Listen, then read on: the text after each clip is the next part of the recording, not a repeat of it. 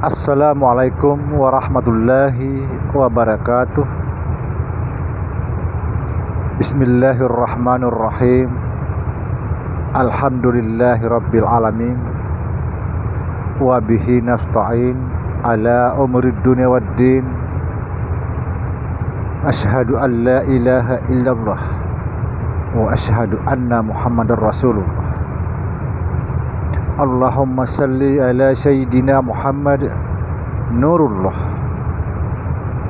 sirri wa sirri fi sirri la allahu asma wal sifati. Saudara-saudara dimanapun Anda berada, semoga senantiasa dalam bimbingan Allah Subhanahu wa ta'ala, diberikan rahmat, hidayah, rezeki serta kesehatan jasmani dan rohani, insya Allah. Saudara, video kali ini kita akan membahas la ilaha illallah. Kita akan memperdalam makna atau memperdalam bahasa makna la ilaha illallah. Saudara, la ilaha illallah adalah kalimat tauhid, puncak keesaan Allah Subhanahu wa ta'ala. Sebenarnya kalimat tauhid ini kalimat untuk mempersatukan Allah dengan ciptaannya, atau mengesahkan Allah. Tidak ada yang ada kecuali Allah. Saudara, la ilaha illallah tidak cuma bermakna tidak ada Tuhan selain Allah. La ilaha illallah bisa dimaknai tidak ada yang berhak disembah kecuali Allah. Bisa dimaknai tidak ada tujuan hakiki kecuali Allah. Bisa dimaknai tidak ada yang berhak dicintai kecuali Allah. Dan ahli-ahli marifat, orang-orang tasawuf, orang-orang arif billah memaknai tidak ada yang ada kecuali Allah. Kenapa? Karena Tuhan itu bernama Allah. Bisa juga dimaknai bahwa tidak ada Tuhan kecuali Tuhan. Ini makna yang tertinggi. Kenapa disebut tidak ada Tuhan kecuali Tuhan? Dan kenapa juga disebut tidak ada Tuhan kecuali Allah? Disebut tidak ada Tuhan kecuali Allah karena Tuhan itu bernama Allah. Tetapi pengertian sebenarnya tidak ada Tuhan kecuali Tuhan. Sebab apa? Sebab kita semua makhluk ini diciptakan dari Tuhan itu sendiri. Tuhan menciptakan kita semua ini dari Tuhan itu sendiri, yaitu zat. Maka zat itulah disebut rahasianya. Al-insanu sirri wa ana sirruh.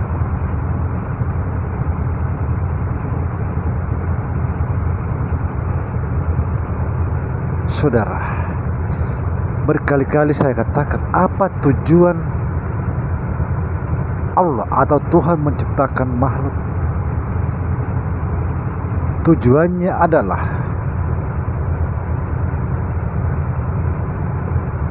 agar Tuhan dikenal. Tuhan ingin dikenal. Semulanya tidak ada yang kenal. Dia hanya sendiri. Tuhan ingin dikenal, lalu dia menciptakan makhluk dari dirinya itu sendiri. Berarti dialah yang mengenal dirinya sendiri. Subhanallah.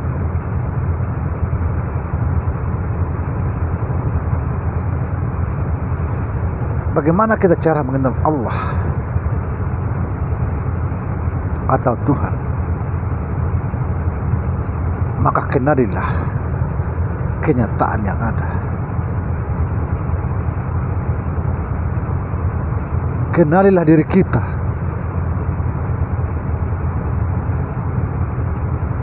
Kenapa kita harus mengenal diri kita? Perhatikan saudara, Allah itu gaib ke dalam Muhammad.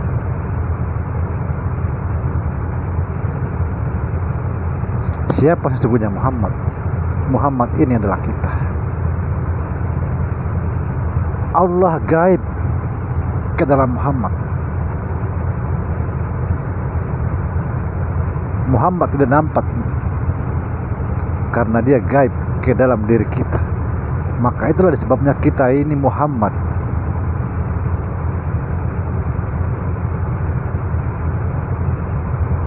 Kita tidak dituntut untuk mengenal Tuhan.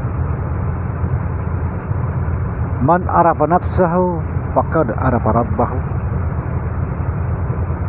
Barang siapa mengenal dirinya, dialah mengenal Tuhannya.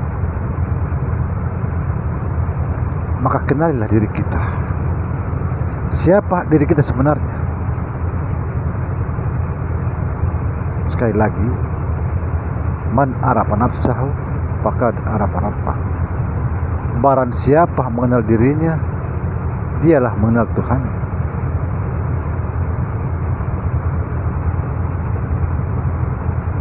Karena Tuhan gaib ke dalam Muhammad, Muhammad gaib ke dalam diri kita. Makanya kita inilah yang bernama Muhammad. Muhammad adalah nama sahir Tuhan. Setelah dia lahir ke dunia, maka disebutlah Muhammad atau alam insan, yaitu insan kamil lagi mukamil. Maka kita betul-betul belajar saudara. Jangan ragu mengatakan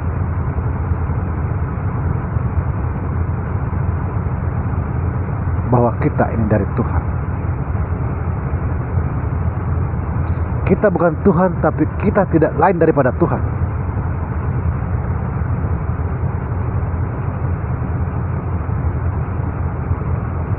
Seperti misalnya kayu.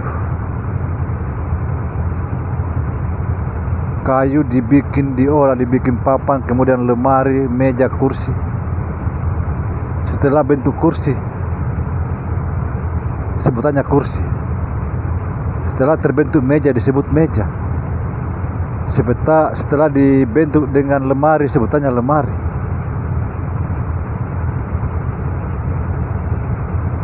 Tapi pada hakikatnya adalah kayu. Bagaimana caranya lemari, meja, kursi ini bisa menjadi kayu kembali? Hancurkan semua bentuk, hancurkan, maka dia akan menjadi kayu kembali. Bentuk hilang.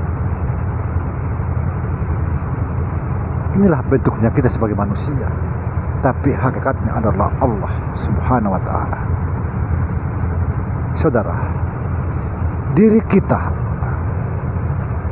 kita semua ini atau insan, sekalipun habis air laut dipakai untuk mencuci, untuk menghilangkan jejak ketuhanan, tidak akan bisa.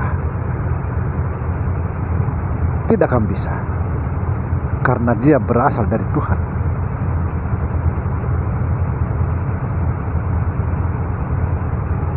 Ini yang kita harus kaji saudara. Sekali lagi, kenalilah dirimu.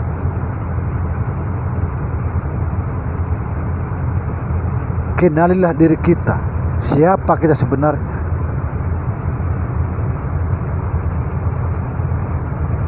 Kita adalah dari Tuhan.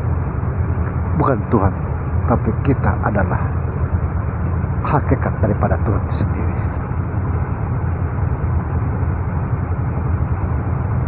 kita dari Tuhan.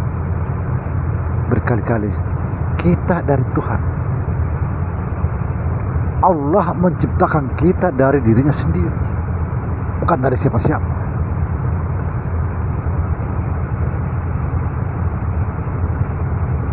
Saya contohkan lagi,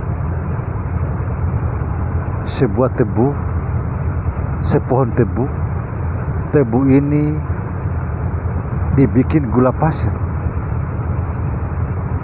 Memang sudah beda bentuk, beda. Tapi gula pasir tidak lain daripada tebu.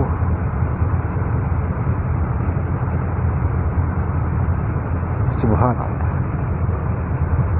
Saudara, mudah-mudahan video singkat ini bisa dimaknai dengan positif, jangan dimaknai negatif.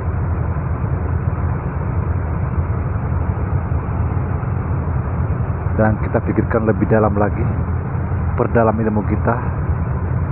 Jangan kita cuma terbatas syariat 1 tambah 1 sama dengan 2. Masuklah di pelajaran yang lebih tinggi, 1 kali 1 1, kemudian masuk lagi 1 kurang 1 sama dengan 0. Demikian, assalamualaikum warahmatullahi wabarakatuh.